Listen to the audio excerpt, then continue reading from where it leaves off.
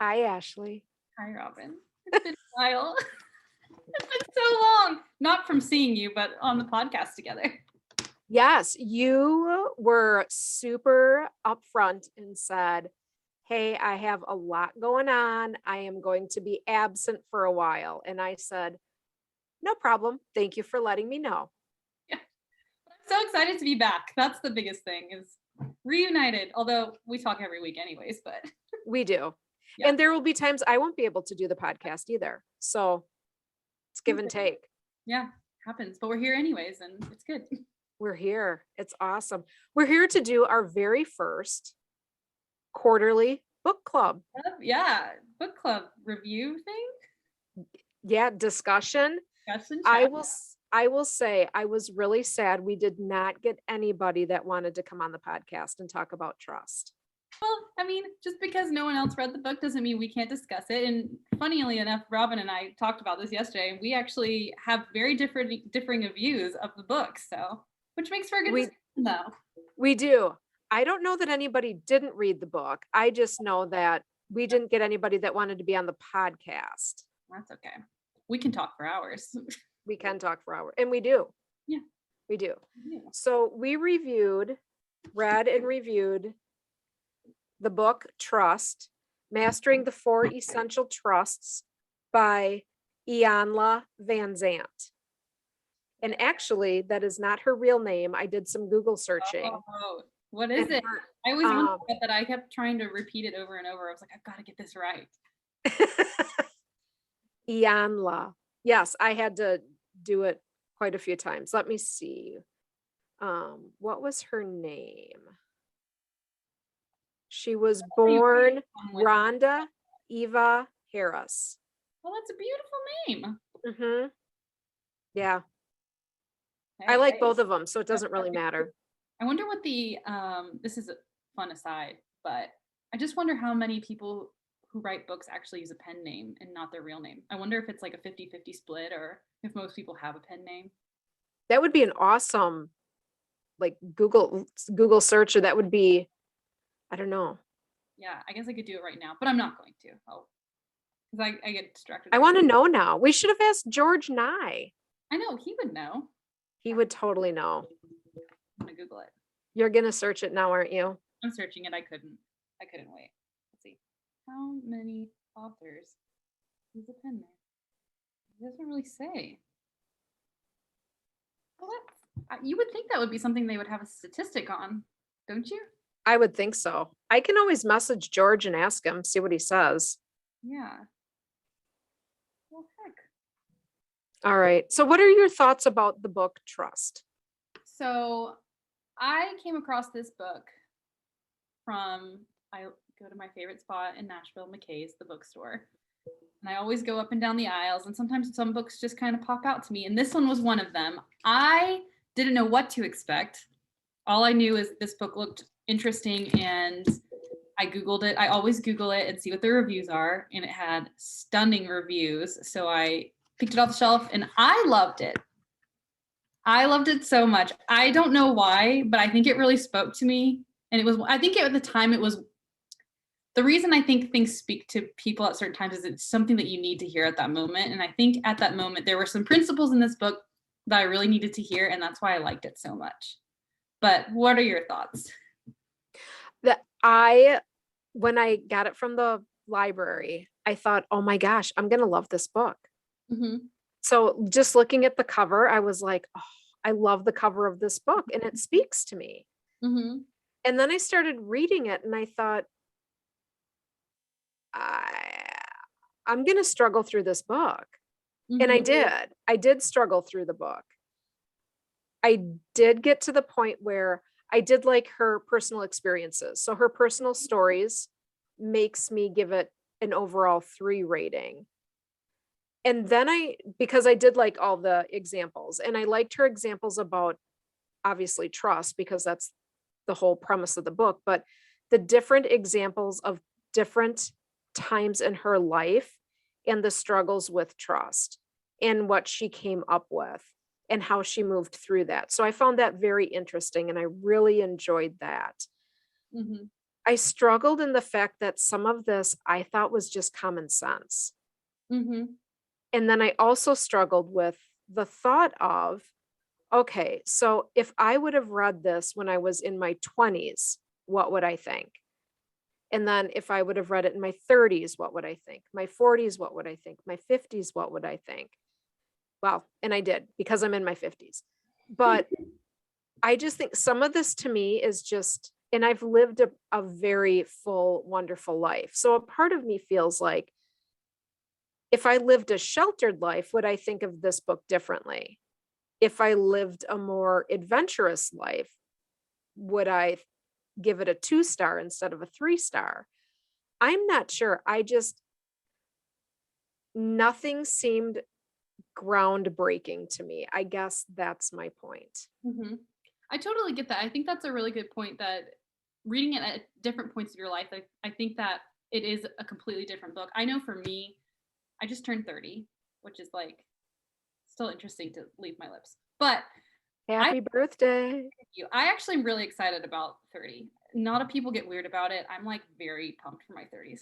But so I came to it. I've always, when I read this book, I thought to myself that there was a lot of things I could take away, because part of the book is, it talks about, the subtitle is Mastering the 4 Essential Trusts. Trust in yourself, trust in God, she uses God, universe, whatever that is to you. Yep. Trust in others and trust in life. And that is something that I have always struggled with. And that's kind of, I think, why I was drawn to it in the first place, is like, sometimes I think I've always thought that I trusted myself, but then there are elements where she talks about it in the book, where it's like, I know what I want sometimes, but then I'll say, but what do you think? And like, I think that was what got me, is like learning to not need other people's opinions to validate my own opinion, because I know it deep down inside that I don't need anyone else's input because it's right for me.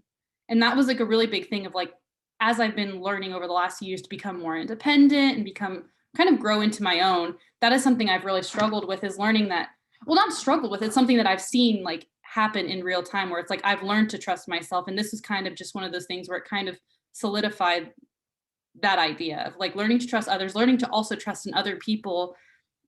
That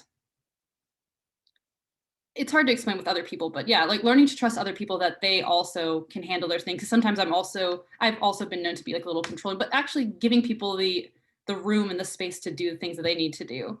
So it's hard. It's hard. It is hard. It's hard.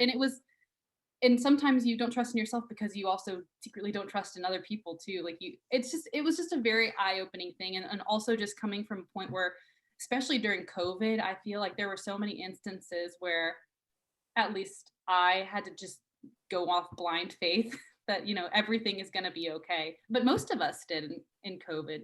We were in an extremely weird time, and a lot of people had to just trust that things were going to be okay. But all that to be said, I got a lot out of it because it helped reassure and remind me of the things that I had been learning over the past years. But it's very interesting. And like you said, her stories are really just kind of cool to read.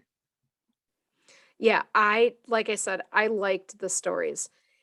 There's a couple things. I did mark a couple pages in here, which of course you knew I would. Anything otherwise. One of them. So I want to hit on the first one, which is towards the end of the back, or towards the back of the book. What did she say? I have to find it here really quick. It was about trusting in yourself. Shoot, where did that go? I'm so bad about not bookmarking where I need to go back to. I can't find the exact quote. If you don't trust yourself, you can't trust others. And I don't necessarily agree with that. Oh, I don't think that because I don't trust myself means that I don't trust others. Do you think she's just saying that, like, the ability to kind of just let go, and like you can't truly be free unless, like, you can't truly like accept, or like, I don't know, maybe no. I don't even know what I'm saying right now. I'm saying what I'm trying to say. I think I know what you're trying to say. No, I don't think that either. Okay. I feel very confident that I trust myself, and I trust that I will do the right thing. And I trust that I have enough experience in life that I trust myself fully. So when she was making the comment about you have to, or it was basically like looking in the mirror, when you don't trust others, that means that you don't trust yourself. And I disagree with that. I think that I can not trust others at times and in certain situations, but that doesn't have a direct reflection on the trust that I have for myself. Because others' behaviors in different situations can bring on different things, which means that I don't necessarily just that I wouldn't trust myself to do the right thing, because I have done the right thing in several situations where I don't trust other people to do the right thing. Mm-hmm. Such an interesting point. I never thought about that. And truly, I don't even remember that line in there. Yeah, well, it struck me like, Yeah. yeah, that does not resonate with me at all. The other part of the book that I found interesting was the forgiveness part. Until and unless you learn to forgive, you will have difficulty learning to trust others. I don't agree with that either. You don't? No. See, I feel I don't I that makes sense to me. I don't know. Well, I went back to episode 42 Mhm. with Dr. Billy Alsbrooks Mhm. on forgiveness. And I actually have, do I have his book right here? I thought I did. Yep. Shout out to Dr. Billy Alsbrooks. And the forgiveness. But I don't necessarily agree that, I don't know. I just don't. To me that makes a lot of sense though. I don't know. Tell me why you think I that. articulate this is maybe oh man, when you're on the spot recording, it's so different than just text. Than our regular Actually form conversations. thoughts. I I'm don't going to read it one more time. know. Okay. So what Ashley and I are talking about is until and unless you learn to forgive, you will have difficulty learning to trust others. Why does that make sense to you? For me, forgiveness is like you're basically I don't know if I mean there's different ways people forgive things, but like normally it's when someone's done something wrong to you or you perceive it to be done, perceive something being done wrong with you. And I feel that oftentimes, like for in my experience, like it wasn't until I let the stuff go that was bothering me that I was fully open to actually letting other people in because oftentimes when I wasn't forgiving something it was always just on my mind and I could never quite I always thought maybe people had ulterior motives or I couldn't quite take people at their face value because oftentimes like it replays in your mind like what if this happens again or you know so for me it really took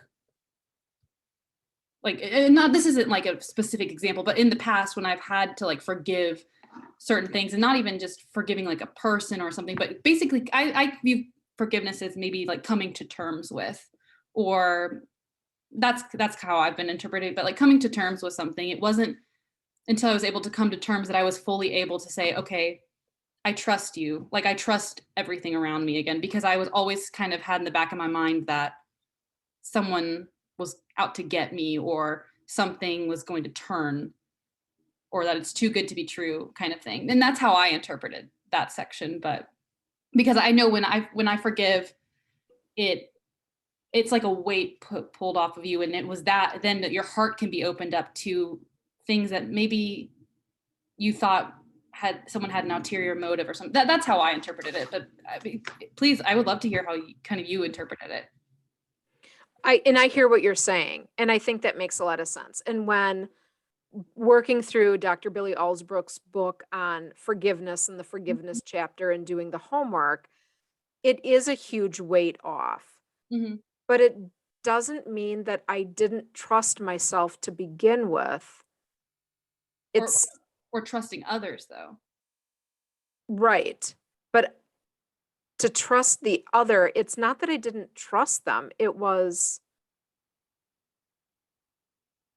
It wasn't boy, now I'm struggling to find no, the words. yeah, it's like it wasn't by learning to forgive, I was able to be less wary of other people and less be on my guard is kind of how it is. Like when something like drastically rocks your world or something where something that requires forgiveness in general, sometimes it's always in the back of your mind and you always are wondering if it'll happen again.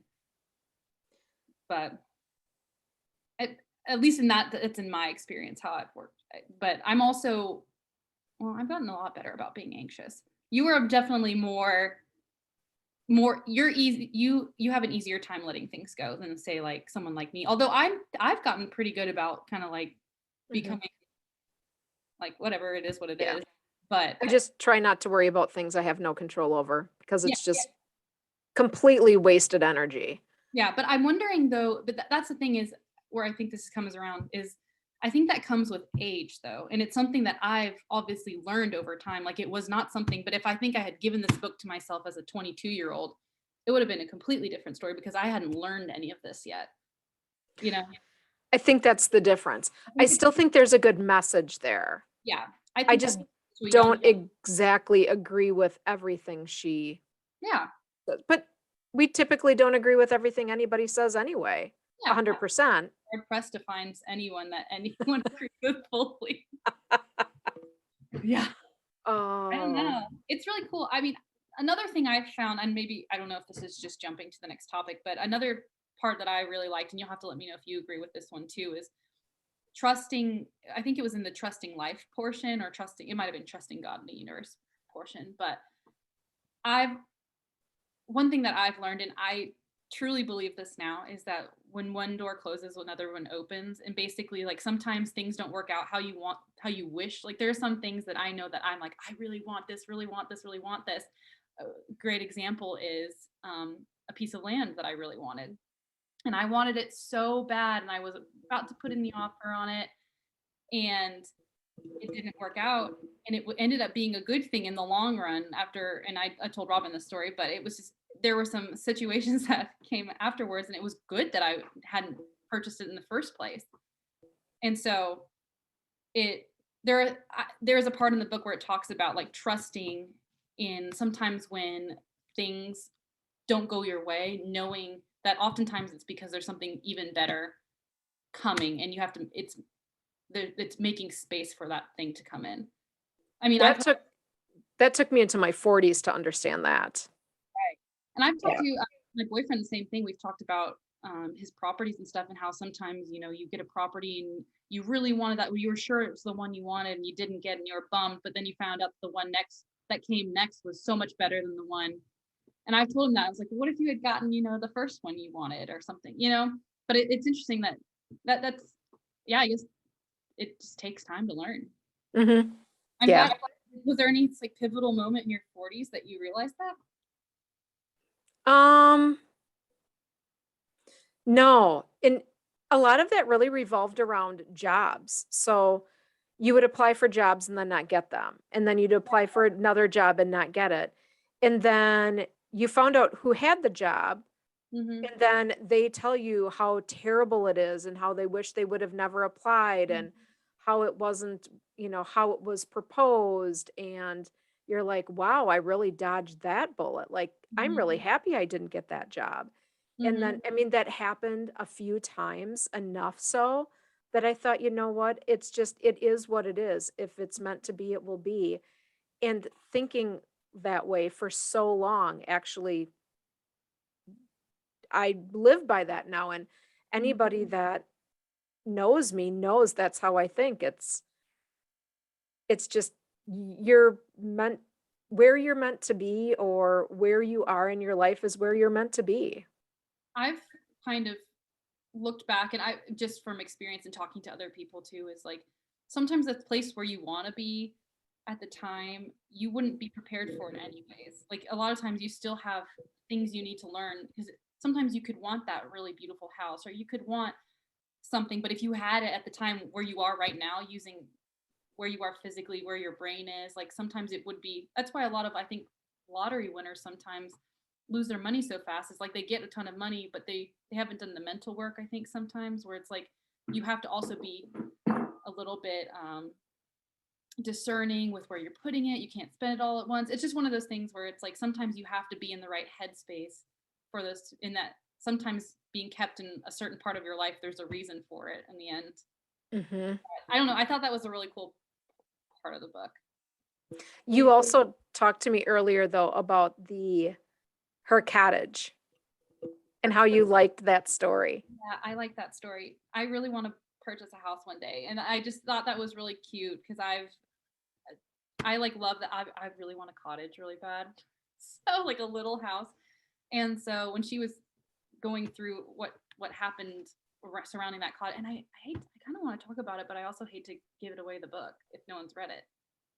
I guess I can say, but anyways, basically there's like a system of events. I'm not going to give it away, but there's like a series of events that happens, and she has to like exhibit blind faith, which is just so interesting because I love hearing stories of people who just go out on a whim and just follow what their heart believes. Because I think we've maybe all had experiences. I mean, Robin just told me, you don't have to say the exact example, but of where sometimes your gut is just, or your heart or your head, wherever that is for you, is like screaming at you for something. Mm-hmm. And so in her example, it's a house, and it's just her gut is screaming at her for her to get this house, and she just has to like step out on blind faith and make it happen. And it's just really, I loved that story. And then of the story of like what happens afterwards is like super interesting to me without giving it away. Yeah, I did like that story too. That was really cute. Yeah, like there's so many stories, but I think there are that in everybody's life. Like I feel like I always hear stories about that from friends where it's like, oh, I did this, and how perfectly things ended up for them. So I always think of the Garth Brooks song, The Unanswered Prayers, oh, I've never because heard that's exactly what it is. Mm-hmm. It's really, you are where you need to be, and the universe, God, whomever will Mm-hmm. provide for you. Mm-hmm. And it's where you are is where you're meant to be. Yeah. And yeah, my husband and I have talked about that before too. Mm-hmm. Had we been a couple years later, earlier, what would that have looked like? You weren't at the right place at the right time. I think this all comes back to I don't remember the episode number, but I mean, we talked about the wouldas and the shouldas. Oh yeah.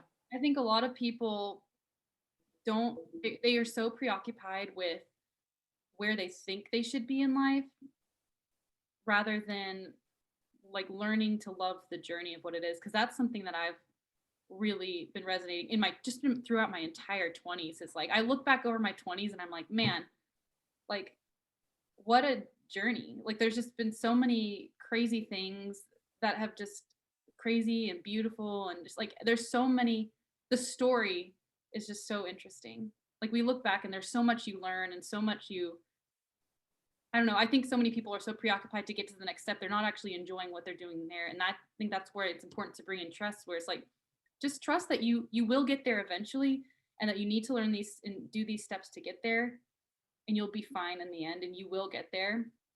But like you said, you're exactly where you need to be.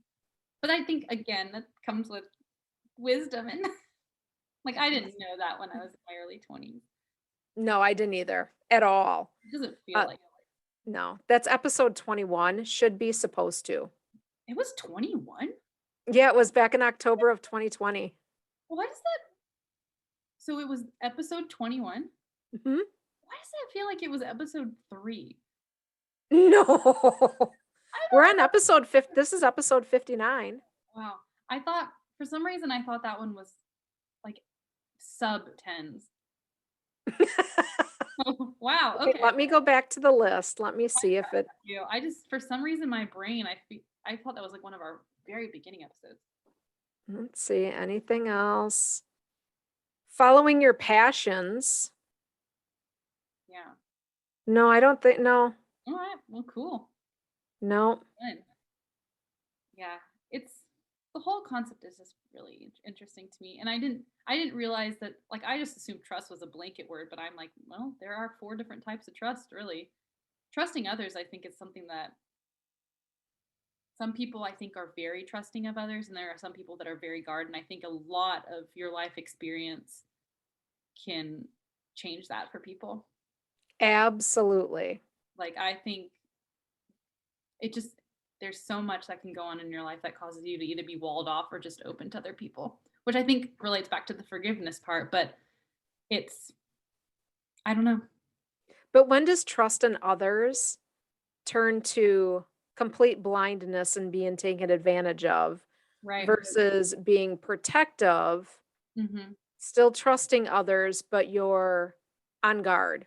And Hmm. not on guard in a bad way, just you're watchful, you're knowledgeable, you're And is trust a all encompassing term? Like, can you trust someone 90%, or can you trust someone mostly, but not all the way? I don't know. I wonder if there's an actual scale for that. Because I I don't know. Well, you know, crime junkies, do. What about them? the crime junkie podcast, Yeah. you don't really know anybody. Yeah, exactly. That's what I'm saying. Like, I feel like I am a pretty trusting human being, but I'm also now that like through life experience, I've also learned that like I'm so different than I when I was like 11. You Yeah. know, I think when you're like a very small child, you trust people. I mean, you learn to trust first and foremost your parents. But I mean, I feel like if you're very young and someone breaks that trust, it becomes Mhm. it can definitely affect your relationships growing older. It's just one of those things where I think everyone's different, and yeah, but also bring kind of is to your point though. It's like you can forgive someone, it's still trust yourself, even if Mhm. even if you haven't. Or I'm trying to remember what your point was. You Yeah. The point was that if you can't forgive other people, then you really don't have trust in yourself. And I disagree with that. Yeah, I yeah. I think that, and I'm sure she didn't mean it quite so black and white, but Hmm. I do think that there are different people in situations, and I know people that I would never trust, but that doesn't mean that I don't trust in myself. It's because their past and experiences and what they're acting and behaving on in the current moment, nobody should be trusting these people. Mm. I mean, look at the Tinder swindler and look at all these you and I and Oh, Pam yeah. watched all these in Bad Vegan, and you're thinking, how can somebody trust somebody like that? But people do. People, Mhm. that's why I say, where's the difference between being naive, being trustworthy, and being a little on guard? Yeah. Who's to say what's good and bad? Who knows? I don't know. Yeah, I don't know either. It's interesting. Yeah, because I think I don't know. It's a weird thing. Trust in general is just fascinating to me because I think it can mean so much. It's like a big, very big word. And don't you think it changes daily? I maybe I never thought about it that way. Like, do I trust certain people like in my life differently on certain days? Yeah. Never thought about that.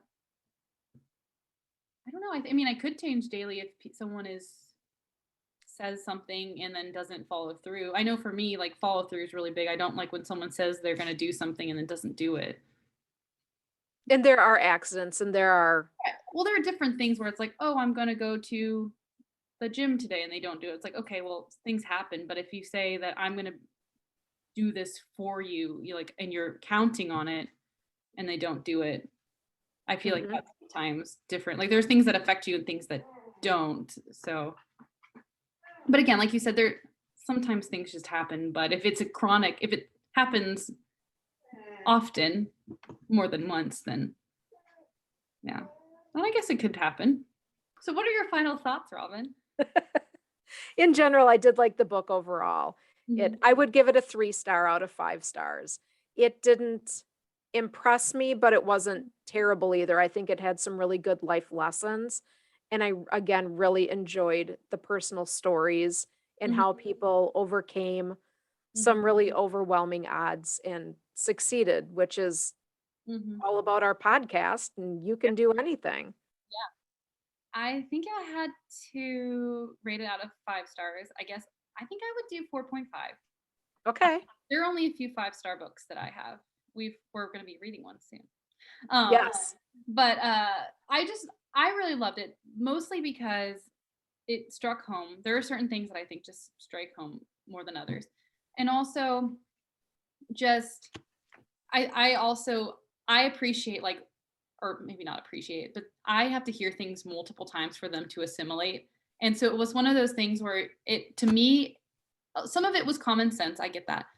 But there is a lot of it where it's like, sometimes I just need to hear it enough times. Sometimes the universe just needs to speak to me 3 times about something before I finally just am like, okay, I guess I get it now. So I really liked that. And then, like you said, the stories were really, I'm not a big, normally I like tangible things that I can take home. Like, oh, I can do this, this, and this to improve my life. But this one, I really did like the stories, but a lot of it was just because it felt familiar. And I also really like listening to her get you kind of just cheer for her in the end. You're like, yes, so excited for you. So yeah, I liked it. I mean, I think anyone who's young could benefit from this book, especially if you're dealing with feeling anxious or stressed about the future or something like that. If you're young and in your 20s, I think you could benefit from it. That I 100% agree with. It's a good book, but I agree. I think it's different depending on what part of life you're in. I think so. Yeah. Overall, Woohoo.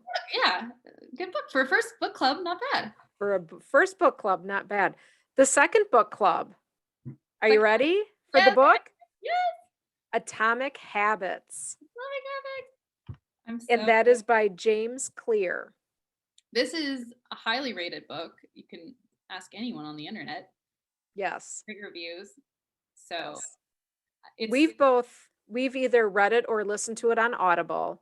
And honestly, it's time to listen to it again. Ashley made the comment yesterday about it's a book that you should read or listen to yearly. And I completely agree with that. and that's how we got into it. Yeah. I'm Like, let's do Atomic Habits. Yeah, and we talked very, very briefly. I think we mentioned the title of it in our Forming Habits podcast. Oh, yeah, I bet we did. We did very briefly, but I do not believe we actually talked about the actual book itself and some of the I wonder, I'm going to have to go back and listen to that. Now I have to go find that episode. or maybe we just have, not only do we read the book, but we do a podcast every year on this book.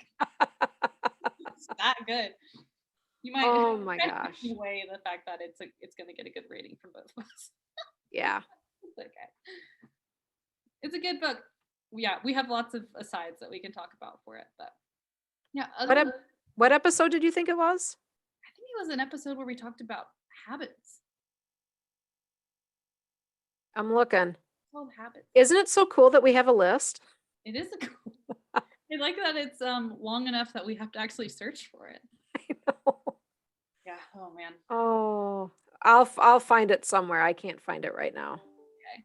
But other than that, yeah, we definitely, if you want to be a part of it and read it with us, and especially if you want to come on the podcast and talk about it with us, that would be awesome. Yes, we would love that. And our Belgium listener continues to keep the streak alive and listens to every single podcast. So thank you, our Belgium listener, and please get a hold of us. But thank you everyone for joining us, and I guess until next time, stay awesome and keep reaching for your anything. Bye.